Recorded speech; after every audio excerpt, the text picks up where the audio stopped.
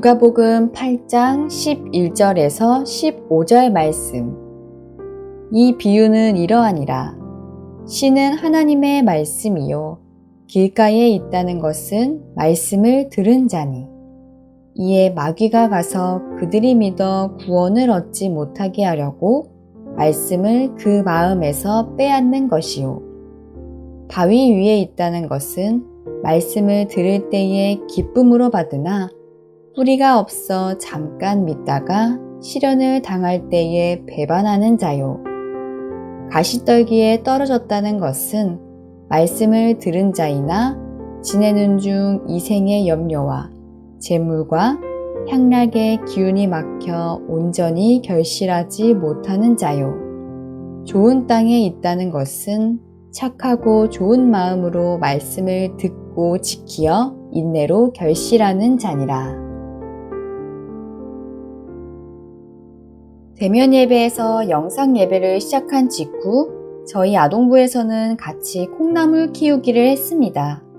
아이들이 가정에서 직접 콩나물을 키워보도록 하면서 믿음이 자라난다는 것을 비유로 보여주기 위한 것이었죠. 이 콩나물을 잘 키우기 위해서는 설명서에 적혀 있는 대로 해야 했습니다. 콩나물 콩의 빛을 차단하고 4시간마다 물을 주는 것이죠. 그렇게 4, 5일이 지나니 어느새 콩나물이 길쭉이 다 자랐습니다. 식물도 이렇게 그 순리와 원리대로 키워야 잘 자라듯이 우리의 믿음도 믿음의 열매가 있습니다. 특히 오늘 말씀에서는 우리가 어떻게 열매 맺는 신앙과 삶이 될 수 있는지에 대해 말씀하고 계십니다. 오늘 읽은 말씀은 예수님께서 제자들에게 말씀하신 씨 뿌리는 비유입니다. 씨는 하나님의 말씀입니다. 농부가 하나님의 말씀인 씨를 뿌리는데 이 씨가 길가, 바위 위, 가시떨기, 좋은 땅에 뿌려집니다. 첫째, 길가는 말씀을 듣긴 들어도 말씀을 믿어 구원을 얻지 못하게 하려고 마귀가 말씀을 마음에서 빼앗아갑니다. 둘째, 바위 위는 말씀을 들을 때에 기쁨으로 받으나 뿌리가 없어 잠깐 믿다가 시련을 당할 때 배반합니다. 셋째, 가시떨기는 말씀을 들은 자이지만 지내는 중에 이생의 염려와 재물과 향락의 기운이 막혀 온전히 결실하지 못합니다. 넷째, 좋은 땅은 착하고 좋은 마음으로 말씀을 듣고 지키어 인내로 결실합니다.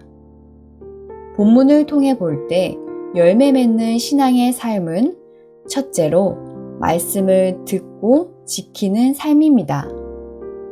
길가와 같은 자, 바위와 같은 자, 가시떨기 같은 자, 좋은 땅 같은 자, 이 모두에게 공통점이 있습니다.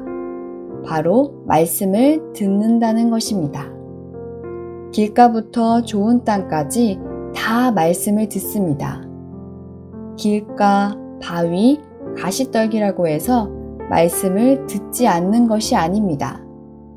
말씀을 듣지 못하여 결실하지 못하는 것이 아니라 들어도 지키지 못하기 때문입니다.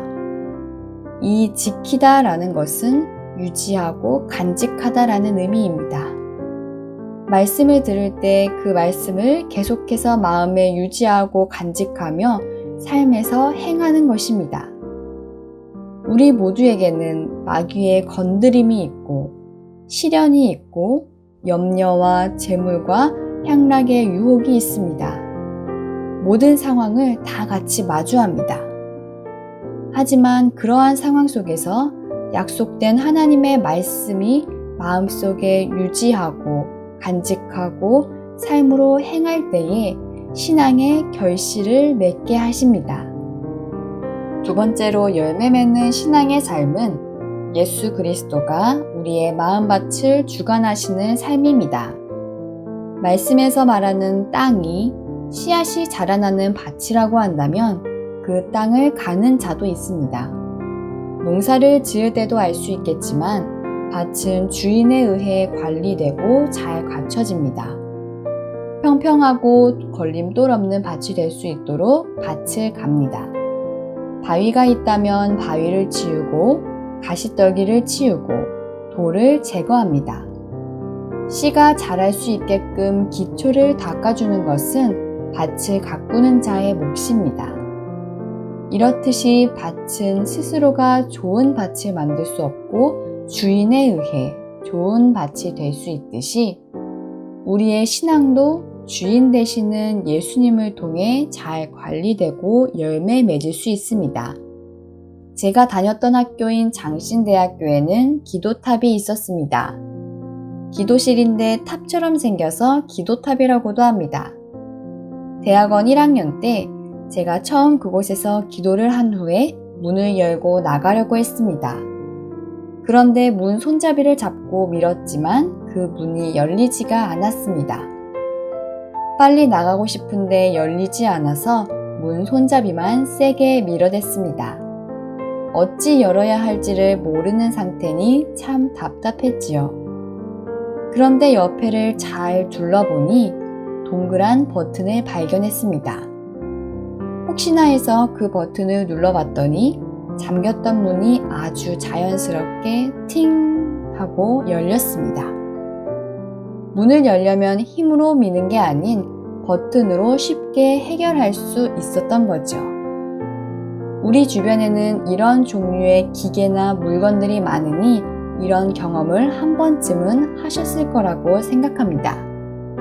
문을 아무리 열려고 해도 그 방법을 알지 못하면 열지 못하지만 그에 대한 적절한 방법을 알면 열 수 있듯이 우리의 신앙 또한 예수님이라는 통로를 거쳐야 합니다. 예수님께서는 염려와 시련으로 골마가고 재물과 향락에 미혹되는 우리의 마음밭을 가십니다. 우리의 주인 되시는 예수님께서 우리 밭이 좋은 열매를 맺도록 변화시키십니다. 우리는 오직 예수 그리스도를 통해 우리의 밭이 변화되고 열매 맺습니다. 우리가 우리 마음의 주인 되신 예수님을 의지하며 예수님이 주시는 말씀의 열매를 풍성히 맺어가길 소망합니다. 우리 삶의 주인 되시고 말씀의 주체가 되시는 예수님께서 모든 믿는 자의 삶을 주관하실 것입니다. 기도하겠습니다. 하나님, 우리의 삶은 예수님께서 주관하시는 삶임을 고백합니다. 우리가 우리의 주인 되시는 예수님을 의지할 때에 우리 안에 모난 부분을 다듬어 주시고 우리에게 예상치 못한 시련과 어려움이 올 때에는 끝까지 말씀을 지킬 수 있도록 우리를 붙들어 주옵소서. 예수님의 이름으로 기도드립니다. 아멘.